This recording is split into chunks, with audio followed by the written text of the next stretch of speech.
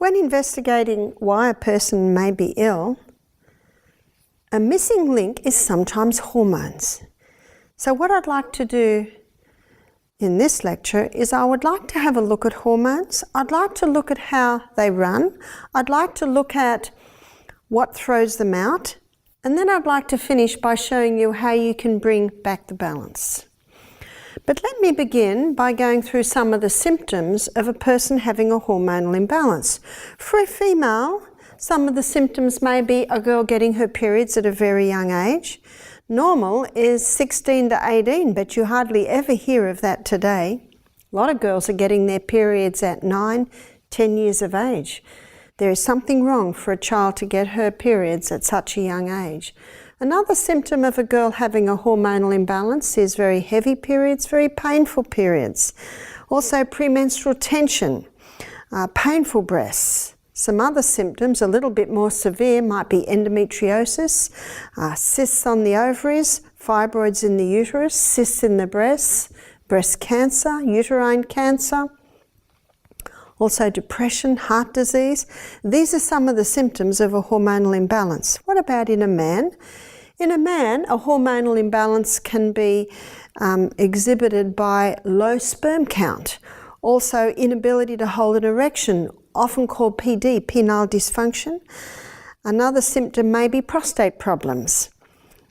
We didn't know what the word prostate meant 20 years ago. It's almost a household word today, especially for men in their 50s, 60s. Also, too much of the female hormone can cause a man to be effeminate, and too much of the male hormone can cause a woman to be masculine. These are some of the symptoms of a hormonal imbalance. So let us begin by looking at how the monthly cycle runs. Notice that our sex hormones are made from cholesterol. Cholesterol is a very important lipid in the human body. In this series, we're going to do a presentation on heart health where I will explore how important cholesterol is in more detail. If we don't have enough cholesterol, our body can't make the sex hormones. From cholesterol, the body makes pregnenolone, and from pregnenolone, the body makes progesterone. Progesterone is a key hormone because from progesterone, estrogen is made, from progesterone, testosterone is made, and from progesterone, the adrenal hormones are made. Basically, your fight and your flight, your stress hormones. So I'm going to present this balance or this monthly cycle like a dance, and it is like a dance. Different players come onto the stage at different times of the month. Progesterone in this dance is going to be wearing a green dress, and progesterone's nickname is happy hormone. So as you can see, this is pretty important. There's the old saying, happy wife, happy life. There are a lot of unhappy homes because of the woman having a hormonal imbalance. The other player in the dance is estrogen. And estrogen is going to be wearing a red dress, and estrogen's role in the body is that of a cell proliferator. Basically, cell proliferator means causes massive cell growth. And that is what causes the skinny young girl to develop into a beautiful, shapely woman. But if estrogen levels remain too high, then the beautiful, shapely woman can get out of shape the other way. I liken estrogen to water and fire, good slave, bad master. Of the 28-day cycle, the first week is when a woman is menstruating. So day 1 is when a woman's menstruation begins. Day 1 of the monthly cycle, estrogen levels are low, or backstage, so to speak, in the dance of the hormones. Progesterone is also backstage. But by day 7, estrogen levels are rising. And by day 11, estrogen levels are quite high. So estrogen at this stage is the star player in the dance of the hormones. Let's go to the stage where the dance is played out, which is the reproductive organs of a woman's body. This is the uterus. These are the fallopian tubes. They're the ovaries, that is the cervix, and this is the birth canal. So at this time of the month, estrogen is causing massive cell growth in the lining of the uterus, causing the blood nest to develop. Estrogen is also causing massive cell growth in the ovaries, causing egg to develop. Estrogen is also causing a form of lubricant to be released in the birth canal. By day 14, a fully developed egg bursts forth from the ovaries. The little filaments on the end of the fallopian tube pull up the ovary into the fallopian tubes, and the fallopian tubes are ever moving along like this, causing the egg to move up, up, up into the fallopian tubes further along. Where the egg bursts forth, a blister is developed, and this blister is called the corpus luteum. I've written it in green because it is the main site of progesterone production in a woman's body. Can you see the importance of a woman ovulating?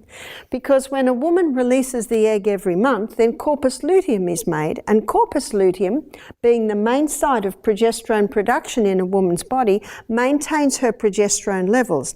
Progesterone is the precursor for the other hormones, so it's very important to maintain proper progesterone levels. So with the production of corpus luteum,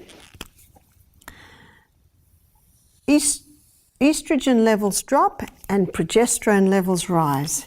You see, there's no need for estrogen anymore. We've got our blood nest, we've got the egg, and we've got the lubricant in the birth canal.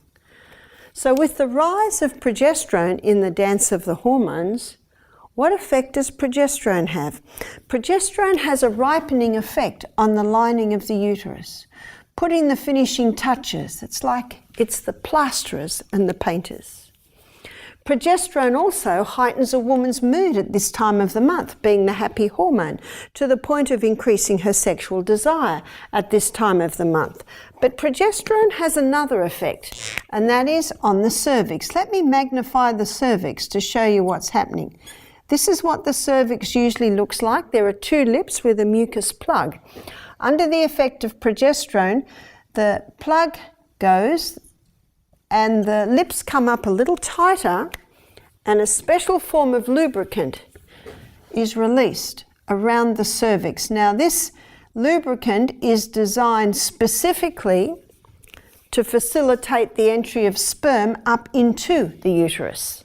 So you can see that the stage is set for the entry of man. Did you know that between 200 and 500 million sperm are released with one ejaculation? That's incredible, isn't it? Let me show you why.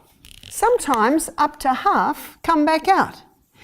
If the sperm meet this cervix, very difficult to gain entry. If the sperm meet this cervix, when it hits the lubricant, it literally grabs the sperm and shoots it up into the uterus. And these sperm have got a long journey. They've got a long way to go. And some of them go down the wrong road. There's no road map here. And some of them go down the right road, and aha, they've found their prize, which of course is the egg. I saw a photograph at a seminar one day of 15 sperm all trying to gain entry into one egg, but only one does. Sometimes two do, and that's when the twins share the placenta. But most of the time it is one. Did you know that within a few days there is a division to the first two cells, and the DNA of a new human being is perfectly intact? There's a lot of discussion about when life begins. With that knowledge, when does life begin? It actually begins within days of conception, because that DNA has never been and never will be again. About every 7 days, there's a division to two more cells. Little by little, this is happening, giving the union time to keep moving down and nestle into the wall of the uterus. And of course, that's where we all began. Isn't it a miracle that any of us are here? When you consider everything that has to be in the place for the start of a new human being. Again, we're reminded of the Psalm 139, verse 14, I will praise thee, for I am fearfully and wonderfully made. Marvellous are thy works, and that my soul knoweth right well. Science is delving more and more into the intricacies of how the human body works. And the further they explore, the further they discover, the more it is illustrated that it's basically an impossibility for us ever to have evolved. It is true what Genesis says. I think it's Genesis 1:26 that we were created in the image of God. What happens with the hormones, with the conception of a new human being? With the conception, progesterone levels soar 200%. Isn't the comment often when a woman's pregnant, she's just blossoming? No wonder her happy hormones have soared. There is only one hormone, progesterone, but with estrogen, it's a family of estrogens. Let me show you. Estrone is called E1, and it has strong cell proliferator action. Estradiol is often referred to as E2. It also has strong cell proliferator action. Estriol is referred to as E3, and I call it the delicate estrogen. It does not have strong cell proliferator action, and it's estriol levels that rise in pregnancy. But what happens if there is no conception? If there is no conception, by day 26, progesterone levels drop. And by day 26, estrogen levels drop.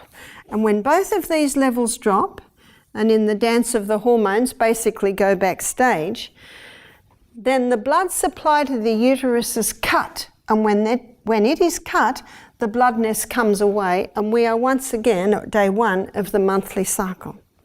That's how it should run. Unfortunately, there aren't many cycles that look like that today. And we're going to have a look at why that is so. But before we do, let me make a comment on sperm. When sperm enters a woman's body, her immune system rises to attack because it's an alien. But when sperm goes through the prostate gland of a man, it takes on an immune suppressant property. So when woman's immune system rises to attack sperm, the immune suppressant property of sperm knocks back woman's immune system and sperm survives. Otherwise, none of us would be here. But woman's body has memory, and every time her husband enters her, her immune system rises to attack, and it says, oh, it's husband, we'll just stand back. And so sperm come through. But can you imagine how dangerous it can be for a woman to have multiple partners, and how dangerous it can be in the case of homosexuality? What about a pap smear? What is a pap smear? A pap smear is a little scrape or a little nick taken out of the cervix to test for abnormal cells. Let's say a woman has a pap smear, and that night she is intimate with her husband. Her immune system was busy healing that little scrape, and in the presence of sperm, the immune system has to stand back. Let's say it happens before she goes to sleep and sperm stays there all night. Her immune system cannot go back to healing the scrape until in the morning gravity causes sperm to come away. Let's say she's a very sexually active woman, and this is happening 2 nights out of 3. 6 months later, she goes back to have another pap smear. They happen to take the scrape on the same site, and the result is abnormal cells. What caused the abnormal cells? Actually, the first pap smear that was never allowed to heal.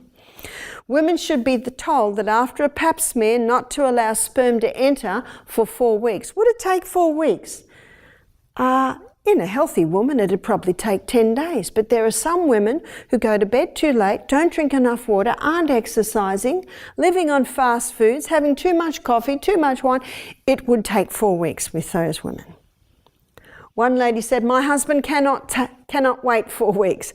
I said, well, he needs to wear a condom so that the sperm doesn't enter until the pap smear is healed. But what is causing the imbalance? Let us make a list of what's causing the imbalance. Number 1, the contraceptive pill. 1957, the first contraceptive pill was introduced to women. 1960s, it's called the sexual revolution. Women wanted to be able to have sex without having a baby. But Men and women have, are, and will continue to pay a very high price for this so-called sexual freedom. What is the pill? How does it affect a woman? The pharmaceutical companies grow acres and acres of Mexican wild yam. Mexican wild yam contains a plant chemical called diosgenin. In a laboratory, diosgenin can be converted to progesterone. Now, the pharmaceutical companies cannot patent progesterone. They can only patent something new, something they create. So they add a few more atoms to one area and come up with a synthetic estrogen. They add a few more atoms in another area and come up with a synthetic progesterone. These are the synthetic hormones that are in the pill. And when a woman takes them, they are fed into the biochemical pathway that her body uses to make the hormones. But it causes a disruption and the body says, what's happening? Must be pregnant. So the body stops releasing the egg, and that's why the woman doesn't fall pregnant. For 3 weeks she takes the pill, and for 1 week she takes a sugar pill. And when she takes the sugar pill, the body quickly thinks, oh, mustn't be pregnant now, and so there's a token bleed. And then a week later, the pill starts again. Oh, must be pregnant. Can you see the disruption it's causing? But what I want to show you what's happening is week after month after month on the pill. So progesterone, the key hormone, estrogen down here. Month after month on the pill. No ovulation, no corpus luteum. Where's progesterone going? It's dropping. Month after month. With the synthetic estrogen going in, where's estrogen going now? We now have a problem, sadly too common today, called estrogen dominance and progesterone deficiency. Good slave, bad master is now the master. And what does the cycle look like now? Estrogen is up here. Estrogen with its cell proliferator action, causing fibroids to develop in the uterus, causing cysts to develop on the ovaries, causing lumps to develop in the breasts to the point of causing breast cancer. The Cancer Foundation in Australia have issued a warning. Estrogen is a known human carcinogen. Where's progesterone? Well, it's down here. And how does the woman feel the week before her periods? Watch out, she'll bite your head off. I said to one lady, do you get premenstrual tension? She said, no, I just hate my husband for a week every month. She's got it. How many women and men think it's normal? I've got some very good news today. It's not normal. It's not normal. And I'm going to show you how to get the balance back. As one woman said, thank you for giving me my daughter back. When her daughter turned 13, she said, horns grew. She was able to bring back the balance and the horns went in. Isn't that good news? The body's designed to heal itself, and it will heal itself if you give it the right conditions. So these are the problems, some of the problems that the pill is causing. Who was introduced to the pill? The baby boomers. How are the baby boomers now? How old are they now? 50s, 60s. Going through menopause. How are they faring? Terrible. Hot flushes. You see, estrogen is a capillary dilator. It causes the blood to rush to the skin, and the woman gets hot, and the husband knows it because in the middle of the night, all the bedclothes are thrown off, and then soon they're pulled back on again. What is also happening as they're going through menopause with this disruption? Weight gain. So many women have this extra weight in their torso. So many women have said to me, I go on so many diets and I cannot lose this extra weight from around my torso. It's almost an impossibility if estrogen levels remain high because of its cell proliferator action. The woman has no desire for sex. And when she does have sex, it's very painful because the cells lining her birth canal are getting very thin and there is no lubricant.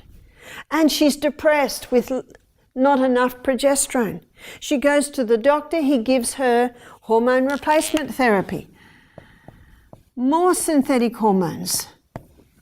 Body thinks it's pregnant again, so the flushes stop, and the woman's very happy. One woman said, I'm a CEO of a big company. She said, I'm in the middle of meetings. All of a sudden, I'm getting hot flushes. I'm dripping perspiration. I've got a fan. She said, I can barely function. She said, I started taking HRT, hormone replacement therapy. Oh, she said, it was wonderful. I no more had these flushes. But the hormone replacement therapy, that's all it does, stop the flushes. Body thinks must be pregnant. So instead of putting the energies to the skin, it goes into the breasts, into the uterus. 6 years later, the lady goes to the doctor with a lump in her breast. She has breast cancer. That's all HRT does, is stop the flushes. It doesn't do anything about the weight gain, doesn't do anything about the desire or the discomfort with sex, doesn't do anything about the mood. So the doctor gives her antidepressants. More drugs. Drugs never cure disease. They just change the form and location of the disease. The doctor assesses this woman. It's confirmed she has breast cancer. He takes her off HRT immediately. Why? He knows. He knows it can cause breast cancer. So you say to the doctor, why do you do that? He said, this is his answer. He said she was suffering and it brought her relief. That is true. And not every woman will get breast cancer. That is true.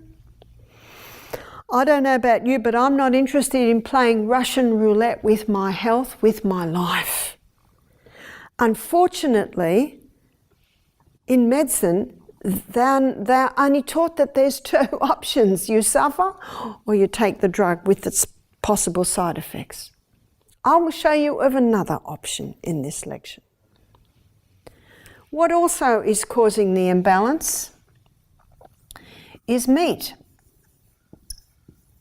In Australia today, chickens, well, they used to be given growth stimulants, but not anymore. So what they do now is they genetically modify the chicken to produce more estrogen. No matter whether it's a growth stimulant or it's been genetically modified, if the human being eats that chicken, they are getting the growth stimulants. We had a young man do our program, and his mate had a brother, and his mate was 6'6" and the brother was 6'4", and their father owned a chook farm. Well, you call it a chicken farm. So if their father owned the chicken farm, what do you think they're eating every single day? Chicken. And the mother was 5'2.5", and the father was 5'10". Where did these 6'6" and 6'4" sons come from? It's the growth stimulants in the chicken. You see, this is causing chickens to be fully developed at the age of 5 weeks. We had a girl do our program who'd worked in the farms where they grow the chickens. She said sometimes they escape and they grow this high and they find them dead in the bush with their legs broken. You see, they get them to market before they grow any more. What about fish? Well, if you've got 80% of women on pill or HRT, and the sewage is taken out to the sea, the fish are feeding on the sewage. They're finding female fish with male tendencies, male fish with female tendencies. What about red meat? It's against the law in Australia to give cattle growth stimulants, but we had a cattle farmer's wife do our program. She said the pharmaceutical companies are always knocking on our door, pushing the growth stimulant. She said, we don't do it, but many do. It used to be that you could stop the growth stimulant 5 months before market and it wasn't picked up in the blood test. Today, it's 5 days before market and it's not picked up in the blood test. You see, if it's in the meat, it's in the product. But I have had some people who've come to me for help, never been on the pill, mother's never been on the pill, they're vegetarians. There's more. And that is plastics. When I was a little girl and a plastic bottle was left in the sun, it would go brittle and crack. They don't go brittle and crack anymore. That's because they contain nonylphenol. And nonylphenol is a chemical that's put in plastic to keep it soft. The molecular structure of estrogen contains a phenyl ring, and that phenyl ring is the key that unlocks the door to get into the estrogen receptor site. So can you see that this phenyl in the plastic gets into the estrogen receptor sites? Also bisphenyl A, often called BPA. Bisphenyl A is often found lining tins. So plastics can cause a disruption in the hormonal imbalance because they're estrogen mimickers. Often they're called xenoestrogens. You may have heard of that. What can also produce xenoestrogens is herbicides, insecticides, pesticides, also chemicals. A lot of chemicals break down to estrogen mimickers. So you can see someone can never have been on the pill and be a vegetarian and still have a hormonal imbalance because of their exposure to these things. Let me show you the 3 different estrogens. And when you see the 3 different estrogens, you can see the difference. You can see the effect that they're having on the body. So I'm going to draw 3 cells, and I'm going to draw 3 estrogen receptor sites. So estrogen receptor sites on the 3 cells.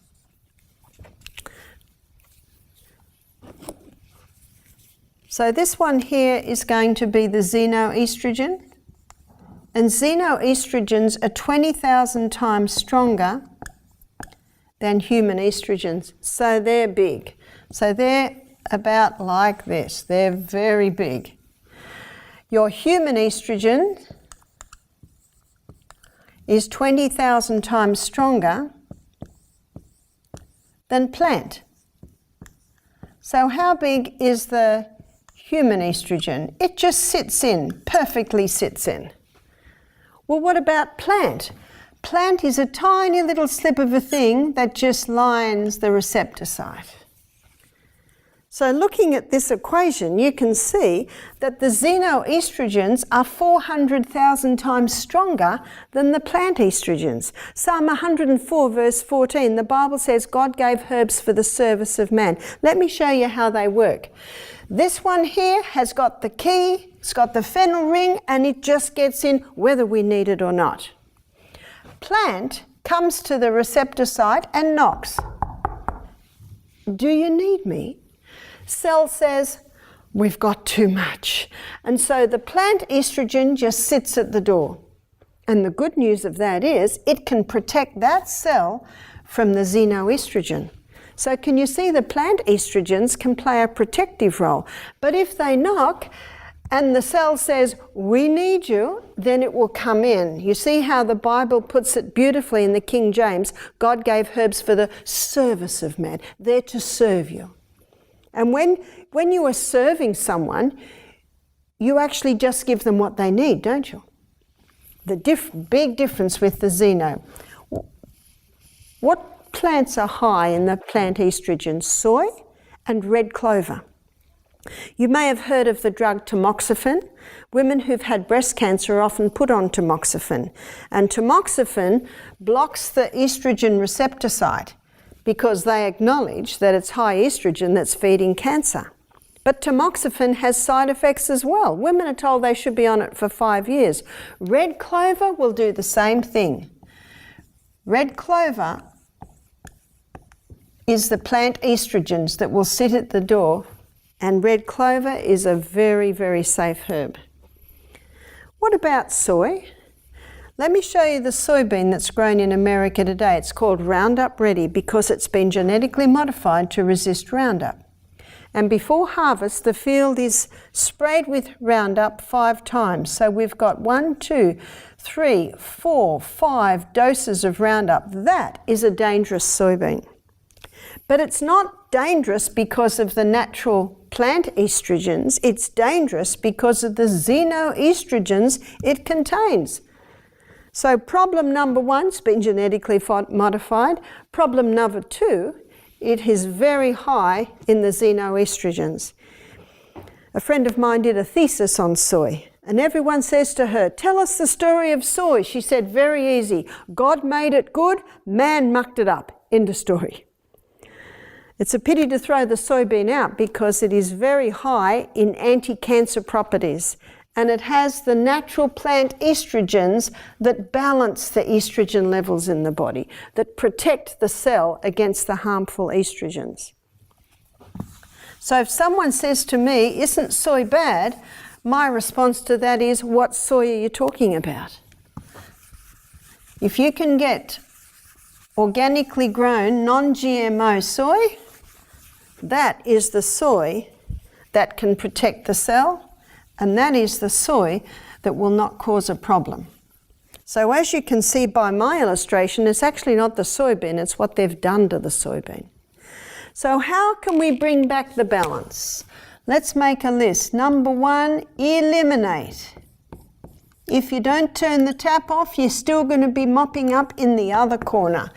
Eliminate the pill. Eliminate HRT. So how are we going to stop having babies turning up all the time? There are 3 signs that a woman's body will give her that she is ovulating. Sex is 2-part, contraception should be 2-part. The woman's role, I believe, is to know when she's ovulating so she can say to her husband, I am safe or I am not safe. His role is to wear a condom or to master the art of withdrawal in that week when she is not safe. So let me show you the 3 signs. One sign is her temperature changes. A woman should take her temperature before she gets out of bed every morning, and she will find that it will do this. It'll drop and go up onto a higher plane. Now, when her temperature drops and goes up onto a higher plane, that is an indicator that she has begun to ovulate. And most women will ovulate around day 14 of the cycle. Taking the temperature allows a woman to define it. It might be day 13, it might be day 15. The second change that she will observe is her vaginal mucus changes. So when estrogen levels are high, it's more thick and white colour. When progesterone levels are high, it's a lot stringier and clear. Now, at first, a woman has nothing to compare it with. And so I suggest she make a chart, and every single day she test it and then monitor it. The third sign is that the cervix changes. So that's as simple as testing the cervix every day and monitoring it. And as the months go by, she will start to see the pattern. HRT, the list that I give you here will show how a woman can balance her hormones and reduce the flushes without having to go to the dangerous drugs. Eliminate meat and its products. If people say to me, but I love meat, I say, well, it's got to be a very small part and it must be organic. But myself, I choose to be a vegetarian. Plastic, I think it's impossible to eliminate plastic. It's very handy. But be mindful of your exposure. Heating plastic's one of the worst. So putting hot soup into a plastic takeaway container, leaving plastic drink bottles in the car. You can get plastic bottles that are BPA free. They're quite safe. So just be mindful of your plastic exposure. Be mindful of the fabric that is touching your skin. There are 3 fabrics that are basically made out of plastic: polyester, acrylic and nylon. So try and buy especially the clothes that are touching your torso, your underwear. Try and go for your cottons, your silks, your bamboo. There's lots of fabrics today. Some are made out of wood pulp, viscose and tencel and rayon, and also modal. They are all made out of wood pulp. Go organic as much as possible. Try and grow your own. Get the chemicals out of your home. Start cleaning with sodium bicarbonate and vinegar and scrubbing brushes. And try and again go organic. So that's how you can eliminate. Number 2, the liver has the ability to detoxify us from environmental poisons. And it'll take the estrogen, particularly what we're talking about now, is down one of 2 pathways. If it goes down the hydroxy 2 pathway, it basically eliminates it out of the body. If it goes down the hydroxy 16 pathway, it comes back in 100 times worse. So we don't want that one. I'm going to explain it as highway 2 and highway 16. So to stimulate highway 2, vitamin B, 6, B9 and B12. The highest B vitamins source in the food would be your raw nuts and seeds. But if someone's got a hormonal imbalance, they initially may need to take a supplement. Also the cabbage family. The cabbage family contain a plant chemical called indoles, and indoles stimulate highway 2 and discourage highway 16. Also flaxseed. Flaxseed contains lignans, and these lignans, like the indoles, encourage highway 2 and discourage highway 16. And also licorice, the herb licorice. If you have high blood pressure, forget the licorice because it can pep the blood pressure up a little bit more. So number 1 is turning the tap off. Number 2 is taking these things to stimulate the liver to release the excess estrogen. And number 3 is a cream called the Anna's Wild Yam Cream. And the Anna's Wild Yam Cream contains diosgenin. Now this is the plant chemical found in the wild yam. So the Anna's Wild Yam Cream, I think number 1 ingredient is the yam cream and number 2 ingredient is chase tree or Vitex, and that also helps with the imbalance. When you apply the cream to the skin, the diosgenin is taken up by the fat cells and it stimulates the pathway that your body uses to make more progesterone. And when you stimulate progesterone, you automatically balance the estrogen, testosterone and adrenal levels. You see, the body can heal itself and the body can balance itself. It just needs the right conditions. So who would apply the Anna's Wild Yam Cream?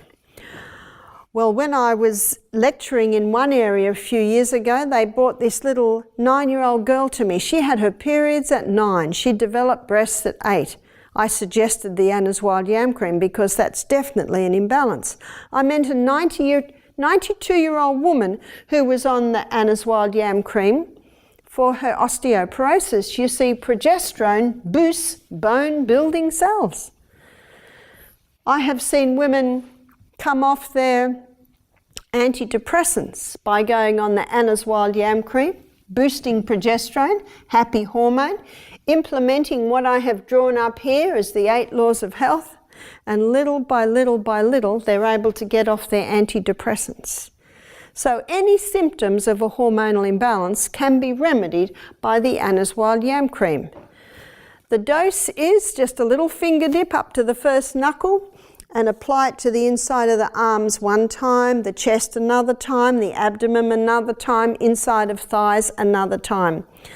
And this is applied every morning and every night for 3 weeks. Now, if a woman's still menstruating, she applies it for the 3 weeks that she is not menstruating. So she stops when the periods begin and she resumes maybe a day or 2 after her periods have stopped. If a woman is not menstruating anymore, she just chooses 1 week of the month where she doesn't apply the cream. Some women find it easier to eliminate the first week of the month or the last week of the month. So that is how it is applied. High estrogen opposes thyroid function. And so many women who have a thyroid problem, it can be traced back to the pill. Many women who have depression, it can be traced back to the pill. One lady said, no, it's been 30 years since I was on the pill. I said, that's right, but it threw the balance out then, and the balance is still out. I just explained to you what some of the problems the baby boomers are going through. How old are the baby boomers' daughter? Well, the daughters and the sons are in their 30s and 40s now. This is the generation where couples aren't able to have children. Maybe it's the man with a low sperm count or inability to hold an erection. Maybe it's the woman who has this imbalance and is unable to produce the egg every month. Do you know there are many babies called Anna, couples who were unable to have children, who went on this program, and they're so grateful that they have their little baby. Their baby is called Anna. How long would a woman need to be on it for? A woman may be on it for at least a year. One lady said, I tried this and it didn't work. I said, how long were you on it for? She said, 2 months. Let me show you what's happening after 2 months. So we've got the imbalance. The estrogen dominance, the progesterone deficiency. After 2 months, we're about here. We need to be here. You see, sometimes it's 20 years out of balance. The good news is it won't take 20 years to get back into the balance, but it may take 1 year, maybe 2. One lady went on the cream and all her hot flushes stopped. After a year, she stopped the cream. The flushes came back. What's her body saying to her? A little bit more, please. She went on it for another 6 months and then she stopped and the flushes did not return. So there's a little bit of fine-tuning. A little bit of fine-tuning as the body gets back into balance. What I love about this cream is it's working with the processes in the body that the body uses to bring back the balance. There is something else that is becoming very popular today, and it was developed in the Chinese dynasty. It's called yoni stones. Now, yoni stones are made out of nephrite jade. And nephrite jade is the best thing for these stones to be made out of because it's a very dense stone, and you will see why. It was developed in the Chinese dynasty so that the young girls could get themselves toned for the emperor. But women are finding today that they are bringing tone back into their vagina. Now, this is what some women have told me, that the tender cells that are lining the vagina, making it very difficult to have sex, are no longer tender. And because it's strengthening the muscles around this area, the lubricant returns. Let me show you what happens. So usually a woman will order a set of 3, and this may be the first one, and this may be the second one, and this may be the 3rd size. And there are little holes here that something like dental floss can be put in. And this yoni stone, so the largest one is inserted first, and that would sit just against the cervix like that. And a woman will begin by wearing it for 1 hour a day. A woman will insert it and hardly know it is there. And then for a whole week she would wear it for an hour a day. And then the second week she might wear it for 2 hours a day. The third week, 3 hours a day, till she builds up to 5 or 6 hours. And she might wear it 5 or 6 hours a day for a few months before she goes to the second stone. Sometimes these yoni stones are called kidney stones because of their ability to also strengthen the bladder and strengthen the kidney. I have known women who have conquered their incontinence by wearing the yoni stones, which is why they're called kidney stones. So once a woman's pelvic girdle, because it's all about the pelvic girdle. The pelvic girdle starts at the belly button and it goes through the legs to the coccyx. And many women, and men too, lose pelvic girdle strength. And this is so common today that unfortunately you'll see people get colon or bowel prolapse, uterine and vaginal prolapse, also bladder prolapse, because they've lost tone in their pelvic girdle. Now these yoni stones, because of the muscles having to hold that, it starts to strengthen the muscles. Let me give you some feedback that I've been getting. One woman, almost 40, she gave birth to twins, and ever since the birth of her twins, every time she laughs, every time she coughs, every time she has any activity like that, she's a little bit incontinent, and she could never go on a trampoline or she'd be a little incontinent. And she started to wear the yoni stones, and I think she told me after 3 months she could cough and laugh and no more incontinence, which is an illustration of why they're often called kidney stones. It's just a device to strengthen those muscles, to strengthen the pelvic girdle. She told me too that a few years ago she fell on her coccyx. With chiropractic work she was able to manage it, but she always had a dull pain. 3 months after wearing the yoni stone, she had no more pain in her lower back. Another woman in her 50s, she said to me, I thought my sex life was over. It was just so painful and no lubricant.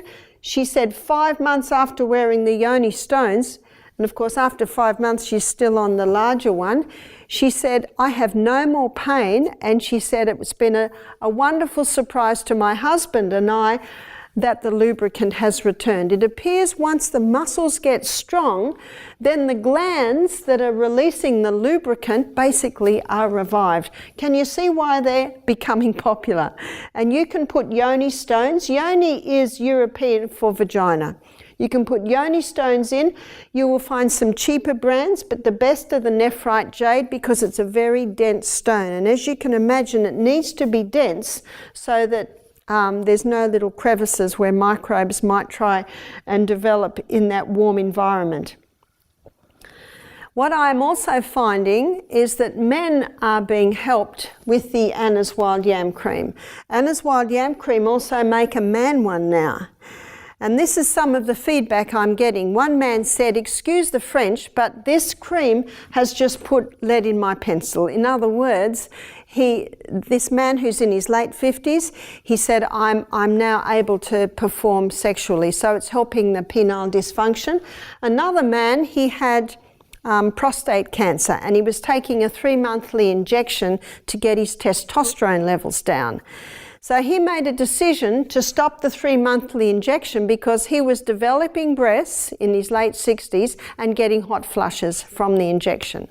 So what he did, and this is number 4 on balancing the hormones, it's the 8 laws of health. So what this man did is he made sure that he'd exercised every day, getting fresh air, had some sunshine every day. He made a decision to stop eating sugar and to stop coffee. He also started to go to bed early. He started to eat a plant-based diet. He started to drink more water. He started to read his Bible.